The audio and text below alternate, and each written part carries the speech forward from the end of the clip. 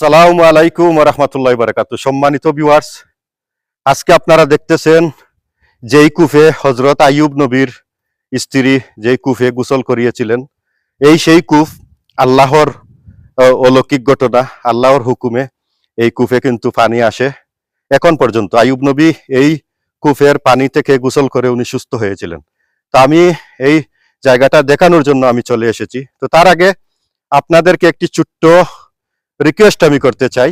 এই ভিডিওটি যারা দেখতেছেন আমার ইউটিউব চ্যানেল থেকে, অবশ্যই আপনারা ইউটিউব চ্যানেলটাকে সাবস্ক্রাইব করে পাশে থাকা বেল আইকনটি অন করে দিবেন, যাতে এই ধরনের জায়গা, অনেক অনেক সুন্দর সুন্দর জায়গা দেখার জন্য, নবী অলিয়া উলিয়াদের রৌজা এবং মাজার দেখার জন্য যারা আগ্রহী, তারা আমার ইউটিউব চ্যানেলটাকে সাবস্ক্রাইব করে রাখবেন।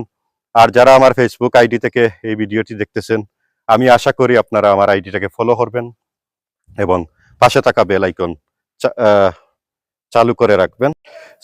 ফেসবুক আইডিটাকে আপনারা ফলো করে তারপর ভিডিওটাকে শেয়ার করবেন, যাতে পুরা পৃথিবীর মানুষ দেখতে পারেন এই জায়গাটা। এই সেই কূপ, যেই কূপে হজরত আইয়ুব আলাইহিস সালামকে এই কূপের পানি দিয়ে গোসল করিয়েছিলেন হজরত রহিমা বিবি। তো আমি একটু আপনাদেরকে ঘুরে ঘুরে দেখাই।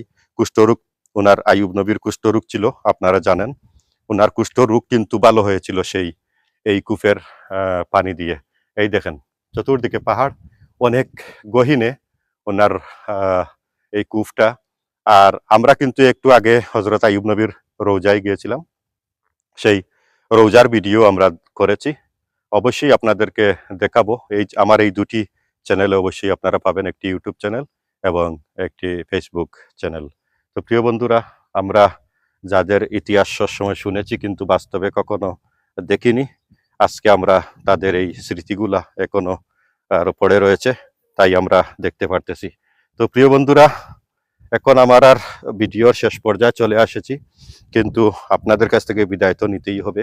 তার আগে আমি আবারও ছোট্ট রিকোয়েস্ট করতেছি, আপনাদের দায়িত্ব, আপনারা সম্পূর্ণ ভিডিওটা দেখবেন এবং অন্য মুমিন মুসলমান ভাই বোনদেরকে দেখার সুযোগ করে দিবেন। আমি একটু আপনাদেরকে জুম করে দেখানোর চেষ্টা করতেছি যে যেই দিকে পানিটা আসে, এই জায়গাটা আমি দেখাই। একটু দূর থেকে আমি দেখাবো, কারণ আমার সময়ের স্বল্পতা, সময় একদম আমার কাছে কমতি। এই দেখেন, এই হচ্ছে এইদিকে পানি আসতেছে, এইদিকে আমি আসলে দেখাই একটু কাছাকাছি গিয়ে। এই দেখেন, অবশ্যই আপনারা দেখতেছেন এই জায়গা, এই যে দেখতেছেন পানি, ওদিক থেকে পানি আসতেছে, কিন্তু কোথায় থেকে পানিটা আসছে আল্লাহ পাক রব্বুল আলামিন জানেন। চতুর্দিকে মরুভূমি আর মরুভূমি। আপনারা দেখতেছেন, এই দেখেন চতুর্দিকে পাথর, এই পাথরের ডিজাইনটা দেখেন। এখানে কিন্তু লোকজন আসেন, এই দেখেন, মাশাআল্লাহ। তো আজকের মতো আপনাদের কাছ থেকে বিদায় নিলাম। সবাই ভালো থাকবেন। আল্লাহ হাফিজ। আসসালামু আলাইকুম ওয়া রাহমাতুল্লাহি ওয়া বারাকাতুহু।